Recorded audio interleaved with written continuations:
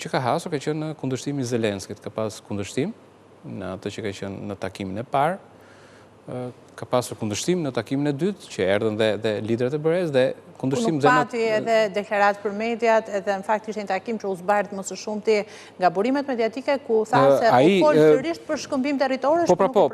E njëjta kërkesë ka qenë. Domethënë, takimi i parë kur Trump i mbajti me Zelenskij në shkurt këtij viti, ka qenë duke i bërë presion kuptimin që pranon kërkesat e dhe Zelenskij nuk pranoi.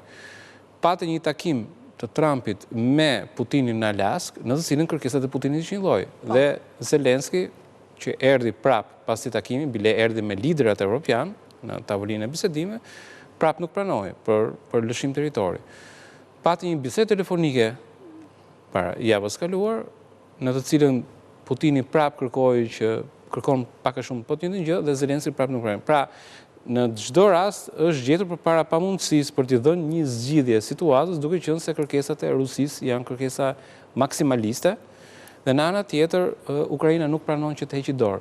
Dhe ajo që ka ndryshuar në këtë rast është dhe fakti që Ukraina nuk është më Ukraina e 2022-shit, Ukraina tashmë është po themi, një vend i cili ka arritur të përballojë atë mësimin ruse. Pra, Rusia praktikisht ka ngelur në të njëjtin vend që në 2023 e këtej, me humbje shumë të mëdha, ka marrë vetëm 1% të territorit të Ukrainës, pra në 3 vjet luftë të esë është vetëm 1% është, dhe me 1 milion humbje është realisht treguesi i dështimit tënd. Kështu që Ukraina, duke përmirësuar pozicionin e vet ushtarakisht, por jo vetëm ushtarakisht, por edhe diplomatikisht, duke afruar shumë Evropën, që Evropa tashmë po merr vend më të madh, i ka dhënë vetes një pozicion të tillë që mund t'i thotë që nuk është më aq i dobët, po edhe që mund t'i thotë jo Trumpit.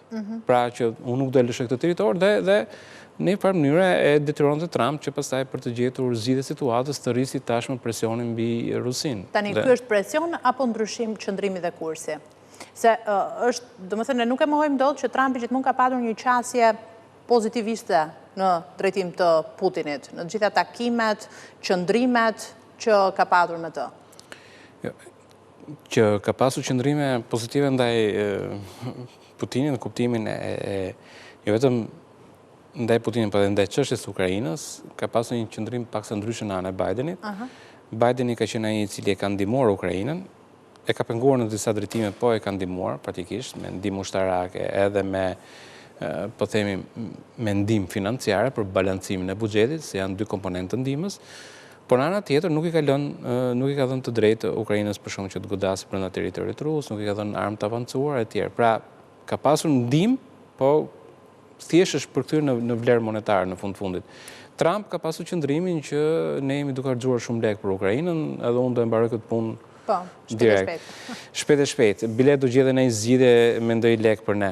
Dhe kjo ishte arsye që ndihma që më përpara ka qenë edhe ka kaluar në Kongresin Amerikan atë 2 palët për Ukrainën është ndërprerë në kuptimin e ndihmës ushtarake dhe ndihmës financiare për balancimin e buxhetit, dhe nga ana tjetër për tashmë Ukrainës është gjetur skema që do i shiten armët, pra Evropa do paguajë për armët e Ukrainës, nuk do jetë më ndihmë nga Shtetet Bashkuara të Amerikës, dhe njëkohësisht është gjetur një marrëveshje për shfrytëzimin e mineraleve që do i shërbejnë atij fondit që do jetë për garanci edhe për të ardhmen e rindërtimit.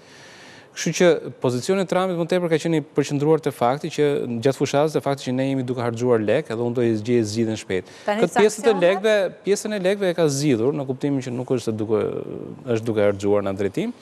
Kurse përsa i përket sanksioneve, pastaj është një mjet presionit të tij për të gjetur pikën e dytë të asaj që ka thënë gjatë fushatës, zgjidhjen e konfliktit. Vërtet nuk i mori 24 orë, po në këtë rast mendon që duke rritur presionin ndaj Rusisë mund ta detyrojë atë që tulet në tavolinën e bisedimeve. Se sa do jetë efektive kjo gjë ngelet për tu parë. Se në fakt kjo është çështja kryesore, se nuk është kjo hera e parë që Rusia merr sanksione. Jo, po, shiko, sanksionet nuk janë absolute. Janë me paketat ndryshme, me grad.